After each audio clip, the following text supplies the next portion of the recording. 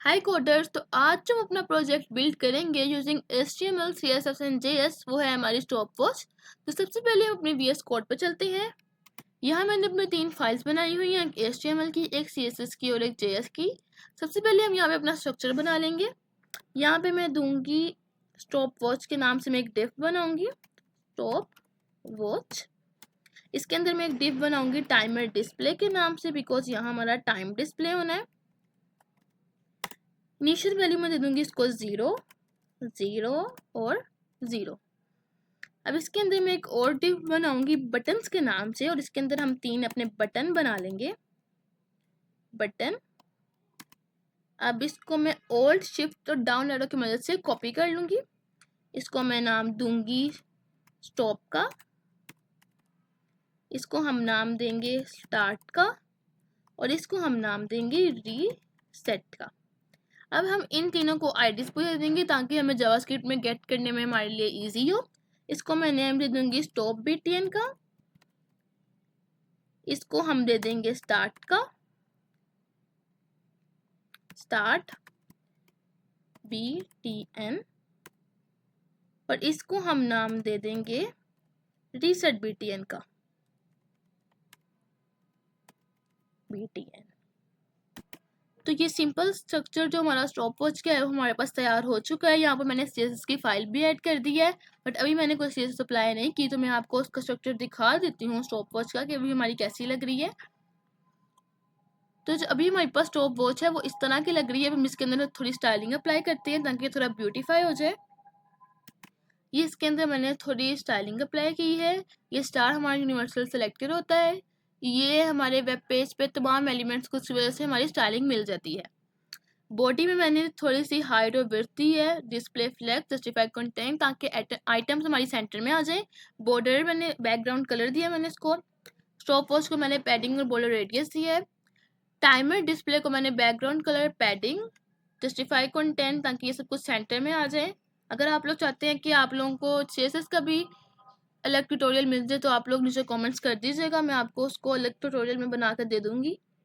इस तरह ही मैंने कुछ अपने बटन्स को स्टाइल अप्लाई किया है, अपनी डिव को स्टाइल अप्लाई किया है, आप देख सकते हैं। अब हम चलते हैं हमारे जावास्क्रिप्ट की तरफ।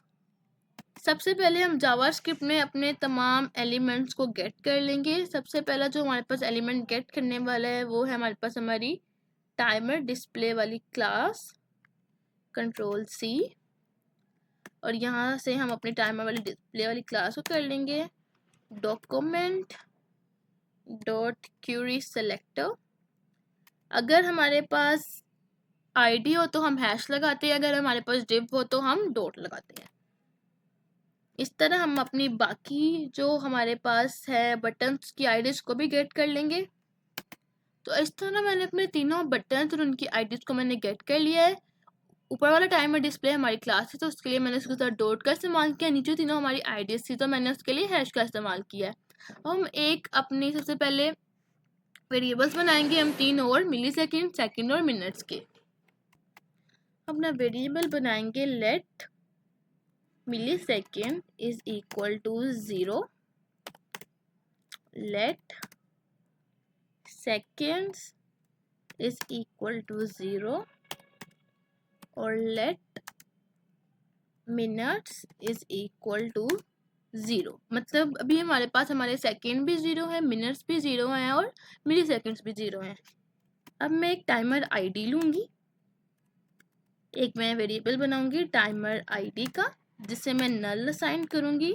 मतलब अभी इसके अंदर कोई वैल्यू नहीं है, अभी ये बिल्कुल खाली है, बट इन फ्यूचर इसके अंदर कोई वैल्यू ऐड हो सकती है। अभी हमारे पास डबल ज़ीरो में हमारे पास एरर दे रहा है तो हम इसको सिंगल ज़ीरो कर लेते हैं ताकि हमारे पास एरर ना हो।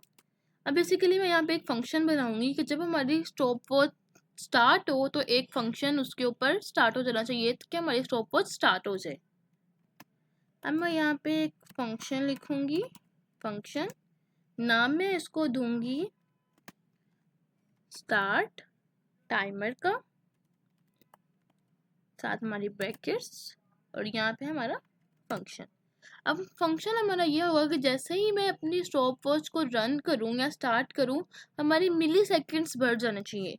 तो हम क्या करेंगे, मिली सेकेंड जो शुरू में हमारे ज़ीरो थे वो हमारे पास क्या होना चाहिए, वो ज़ीरो से बढ़ जाने चाहिए। अब यहाँ पे मैं इफ़ का यूज़ करूँगी कि अगर मेरे जो मिली सेकेंड्स हैं वो इज़ इक्वल टू 100 हो जाते हैं, तो क्या हो, मेरे मिली सेकेंड हो जाएं ज़ीरो, मिली सेकेंड किसके इक्वल हो जाएं ज़ीरो, और यहाँ से मेरे जो सेकेंड्स हैं वो स्टार्ट हो जाएं। सिमिलरली यहाँ ही मैं एक और इफ़ का यूज़ करूँगी कि इफ़ अगर मेरे सेकेंड्स जो हैं वो 60 के इक्वल हो गए हैं, बिकॉज एक मिनट में हमारे पास 60 सेकेंड होते हैं, तो हमारे क्या हो जाए, सेकेंड्स जो हो जाएं वो हमारे पास हो जाएं ज़ीरो, क्या हो जाए हमारे पास ज़ीरो, और हमारे जो मिनट्स हैं वो क्या हो जाए प्लस प्लस। यहाँ पे मिनट्स प्लस प्लस का मतलब ये है कि minutes is equal to minutes plus 1, कि अगर हमारे सेकेंड 60 से मतलब इक्वल हो जाए तो हमारे पास मिनट्स हमारे आना शुरू हो जाए।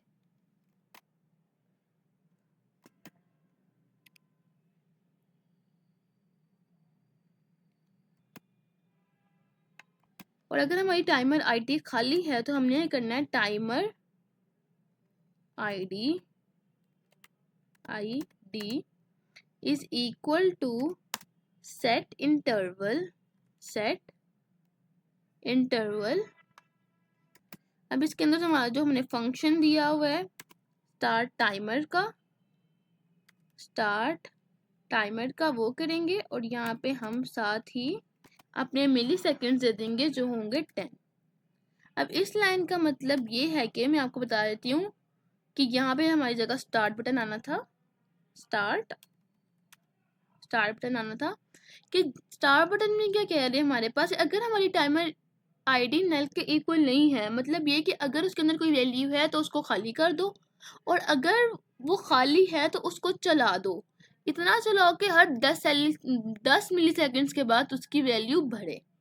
इसी तरह हम अपने स्टॉप बटन पे एक ऐड इवेंट लिस्नर लगा लेंगे, stop button dot add event listener click, same चीज़, और इसके अंदर हमने सिंपल क्या करना है, हमारा जो क्लियर इंटरवल ये वाली लाइन हम कॉपी करेंगे और सिंपल यहाँ पर कर देंगे, पेस्ट कर देंगे। स्टॉप बटन का बेसिकली मुराद क्या है कि इसको रोक दो, एक चीज़ को रोक दो, जो भी कुछ है उसको फिलहाल वहाँ पे रोक दो। अब सिमिलरली हम अपना तीसरा बटन भी बना लेंगे, वो है हमारा reset button dot add event listener click. सबसे पहले उसके अंदर हम ये भी लाइन करेंगे इसके ऊपर जो भी वैल्यू है उसको वहां पे ही रोक दो, और रीसेट बटन है कि हमारा उसके अंदर जो हमारे पास वैल्यू है वो बिल्कुल ज़ीरो हो जानी चाहिए। तो हम क्या करेंगे, timer display dot inner HTML is equal to hashtag, हमारे पास जो हमारे 0 और 0, और हम इसके अंदर क्या करेंगे, जो हमारे पास मिली सेकेंड है इज इक्वल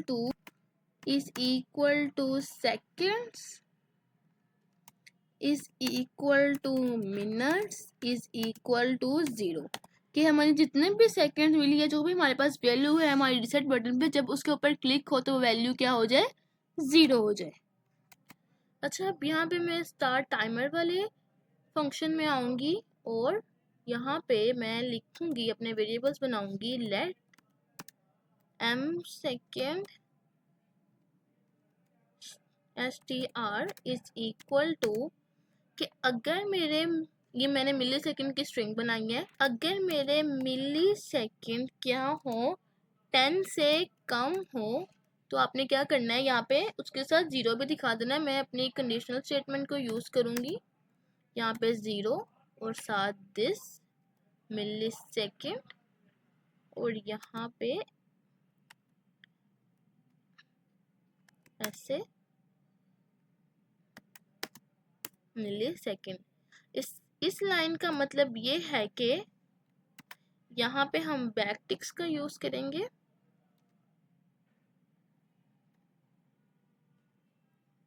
इस लाइन का बेसिकली मतलब ये है कि अगर मेरे मिली सेकेंड 10 से कम हो तो खाली वो मतलब 8 9 7 ना दिखाए, उसके साथ 0 भी लगाए। सिमिलरली हम अपने सेकेंड्स के साथ भी और मिनट्स के साथ भी ऐसे कर लेंगे।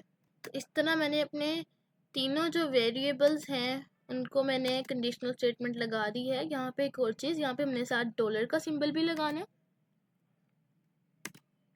ये लग गया। इसका मतलब इन तीनों लाइन का मतलब एक ही है कि अगर हमारे पास हमारे मिली सेकेंड सेकेंड और मिनट 10 से छोटे हों तो उनके साथ 0 लगा दिया जाए। अब एंड पे हमने काम क्या करना है, जो हमारा बिल्कुल एंडिंग काम है, हमने लिखना है अब timer display dot inner HTML is equal to backticks dollar sign, और यहाँ पे हमारे पास हमारे वेरिएबल के नाम आ जाएंगे दिस।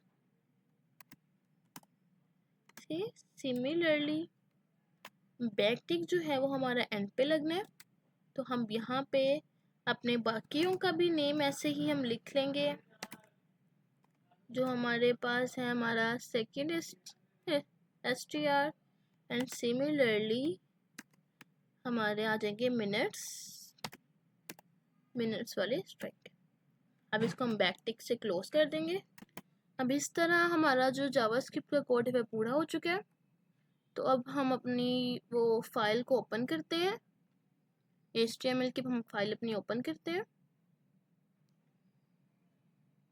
तो CSS अप्लाई करने के बाद कुछ इस तरह की हमारी स्टॉप वॉच हमें नज़र आ रही है। It's not working. तो हम देख लेते हैं हमारी गलती कहाँ पे हुई है। यप, हमने यहाँ स्क्रिप्ट टैग ऐड ही नहीं किया। तो आपने ये चीज़ याद रखनी है कि सब कुछ तो इंसान ने कर लेता है, बट अपनी फाइल को अटैच करना नहीं भूलना। तो हम अपने दोबारा देखते हैं कोड को। देखें, स्टार्ट, स्टॉप और रीसेट। बट अच्छा, ये बेसिकली जो हमारी लेफ्ट साइड से स्टार्ट हो रही है ना, ये इस वजह से कि हमने यहाँ पे कुछ गड़बड़ की है। यहाँ पे फर्स्ट पे यहाँ पे मिनी सेकेंड आना है, यहाँ पे मिन आना है, और यहाँ पे हमारे पास हमारे मिली सेकेंड आना है। यहाँ पे हमारे कौन से आने हैं, मिन्स STR, और यहाँ पे हमारे आने हैं ये STR। अब हम अपने पेज को दोबारा देखते हैं, Ctrl S करके, स्टार्ट, बिल्कुल, स्टॉप और रीसेट। तो इसी तरह हमारी एक स्टॉप वॉच बनती है। अब इसके अंदर हम थोड़ा सा H2 का टैग ऐड कर देते हैं। अब यहाँ पे मैंने कुछ H2 के टैग यूज़ करके मैंने यहाँ पे स्टॉप वॉच लिखा और HTML CSS इनको मैंने बैकग्राउंड कलर और कलर दिया है, और इसी तरह हमारी स्टॉप वॉच तैयार हो चुकी है। अगर आपको कोई भी क्वेश्चन हो आप लोग नीचे कमेंट्स में पूछ सकते हैं मेरे से। आई होप कि आपको आज की वीडियो अच्छी लगी होगी। अगर अच्छी लगी है तो don't forget to like, share and subscribe. आज तक के लिए इतना ही। Keep shining, keep coding, keep learning.